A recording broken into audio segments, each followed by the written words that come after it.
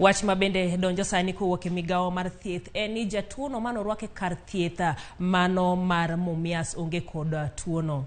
Kawadhi nyime en Jochiw thieth mawuok e kar od thieth mano mar Moi Teaching and Referral Hospital ochuoyo kogno e winjruok mar tich kata CBA kod riwruok mar nurses e Pachoka. Jatend jothieth mar kar thieth mar Moi Wilson Arausa ne opoyo chenro no kowacho ni giseyuare kuom dweche mang'eny e wach winjruok mar tich e kind riwruok mar jotich mag thieth kod od thieth mar Moi, kendo koro gisingo ni gibiro tiyo kanyakla e chiwo thieth e yo modembore.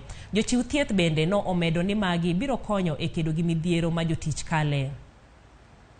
10 months and they made good progress until today when we were able to finalize and sign.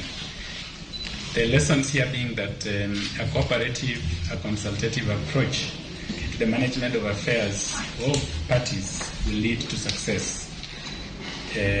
We've not had any disagreement with the Kenya Union of Clinical Officers since they came on board slightly over 3 years ago when we had a recognition agreement, then followed by their proposed CBA, which we went through and got the necessary advice and guidance from the Salaries and Remuneration Commission. It doesn't matter what level of the hospital, but what matters is the service that we give to the patient.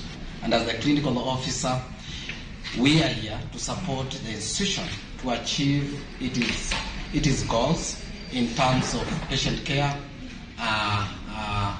and ensure that we are able to push it to the international standard where the institution needs to go. This institution also is a training institution which trains a number of our professionals at a different level, starting from the primary level.